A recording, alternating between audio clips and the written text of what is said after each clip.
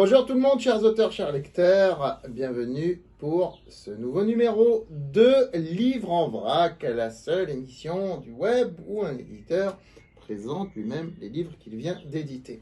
Je vais commencer aujourd'hui par un livre de photos de la collection Quadrato.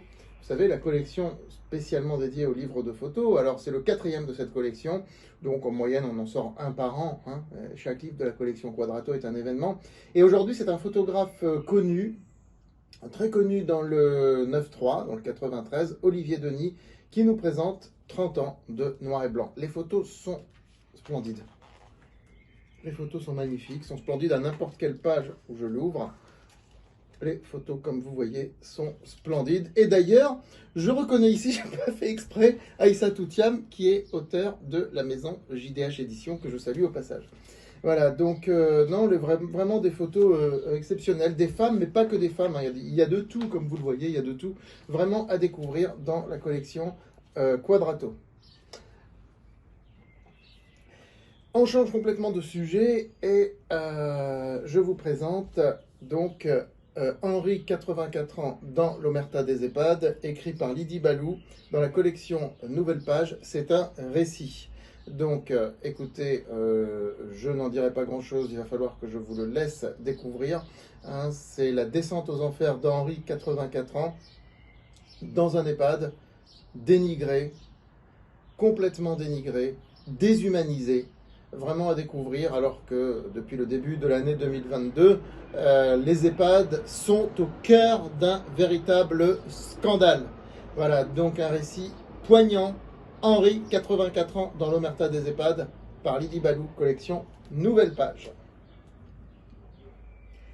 Vous vous souvenez qu'en 2021, 1984 de George Orwell, traduit par Clémentine Vachery, était numéro 4 de nos meilleures ventes de l'année.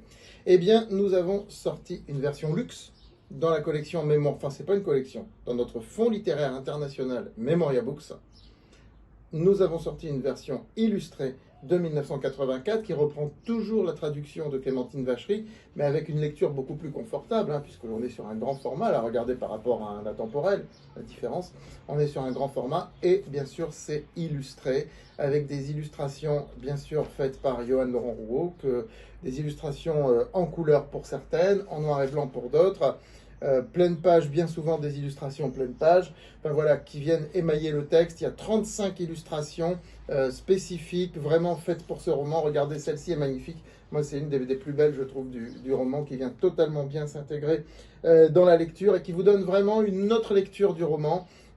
Faut savoir que le livre illustré Memoria Books est en train de le ressusciter. C'était très à la mode au 19e siècle. C'est à la mode aux États-Unis. En France, c'est plus confidentiel. C'est réservé à des livres jeunesse. Mais aujourd'hui, eh bien, nous sommes en train de ressusciter vraiment le livre illustré avec Memoria Books. Donc, à découvrir cette version fantastique de 1984 de George Orwell.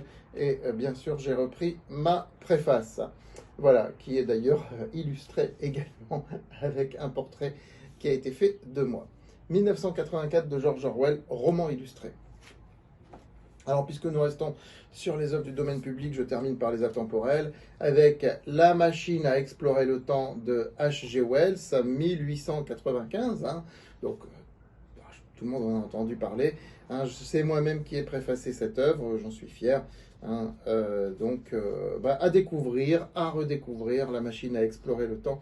Donc d'H.G. Wells, je ne vais pas vous raconter l'histoire ici, ça prendrait trop de temps par définition. Et puis, préfacé par Benoît Rousseau, Qu'est-ce qu'une nation d'Ernest Renan? Alors écoutez, la question se pose en 2022, au moment de ce conflit entre Ukraine et Russie, un conflit de nations, au moment aussi où le débat présidentiel en France a tourné beaucoup autour de l'idée de nation. Comment Ernest Renan, grand penseur du 19e siècle, de la fin du 19e siècle, a-t-il défini le concept de nation moderne, qui était celui de la Troisième République, mais qu'on retrouve dans la 4e et dans la 5e? Qu'est-ce qu'une nation d'Ernest Renan? Ça se lit tout seul, ça fait une trentaine de pages dans la collection Les Intemporels, préfacée par Benoît Rousseau. Je vous remercie et à très vite.